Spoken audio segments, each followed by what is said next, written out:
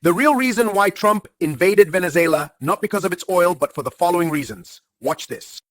If you think this made-up crisis in Venezuela is about oil, it's because you're using a 1990s headline to explain a 2025 power play. And that means you're not looking at the whole board. So let's walk through exactly what's happening, and more importantly, why it's happening right now. Fact 1, the United States does not need Venezuelan oil at all. We are the #1 oil producer in the world. We produce more oil per day than Saudi Arabia. We export millions of barrels every day. We are not in an oil shortage. Europe is not in an oil shortage. There is no global scarcity that would justify a U.S. military operation for oil. So no, this is not a we need their oil situation. That talking point is outdated. Fact 2, Venezuela's oil industry is collapsed. This isn't an '05 Venezuela. Their infrastructure is broken. Their refineries are failing. Their rigs and pipelines are in utter disrepair. Their output is at decades-long lows. They cannot supply enough crude to strategically change anything for the United States. You don't deploy warships for a failing industry.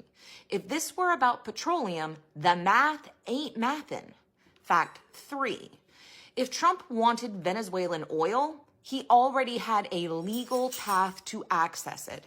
The United States can lift sanctions. It can expand Chevron's operations. It can reopen the U.S.-Venezuela energy corridor. None of that requires military force. None of that requires bypassing Congress. None of that requires escalating a foreign crisis. So if this were about oil, he'd take the easiest path.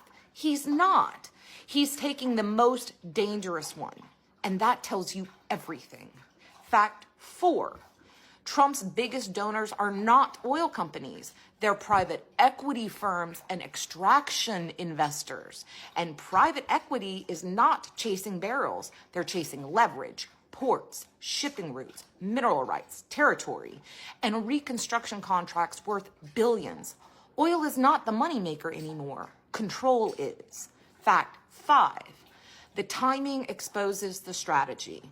If this were about oil, it would have happened years ago, before Venezuela collapsed, before pardoning traffickers, before destabilizing NATO, before threatening military tribunals, before this sudden crisis appeared without evidence or congressional briefings. None of this lines up with energy strategy. All of it lines up with authoritarian strategy. And the reason this is happening right now, because Trump needs a foreign emergency before Congress flips, before the courts catch up to the executive orders, before the public fully grasps what he is doing. He needs a crisis big enough to justify expanded military authority and emergency powers. He needs a national security narrative that lets him bypass Congress oversight, bury investigations, and accelerate the consolidation of power inside the executive branch. A Venezuela crisis is fast, it's external, it's emotionally potent.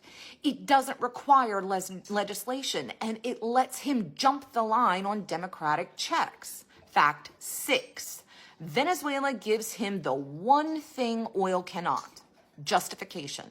A foreign threat, a crisis large enough to activate military force, a narrative he can call an emergency, a frame that lets him expand executive power without Congress, without oversight, and without resistance. Oil doesn't give him that. A manufactured foreign crisis does. And before anyone twists this, none of this is the fault of the Venezuelan people. They are not the villains in this story. They suffer first, they suffer hardest, and they get used as political props by men who will never pay the cost of their decisions. This isn't about helping Venezuelans. It's not about liberating anyone, and it's not about oil. It's about power. And the people who always pay the price for power games like this are the people living inside the crisis, not the men manufacturing it. So let's call it what it is. This is not an oil grab. This is a power grab. And Venezuela is the pawn, not the prize. Everyone's thinking it. I'm just saying it.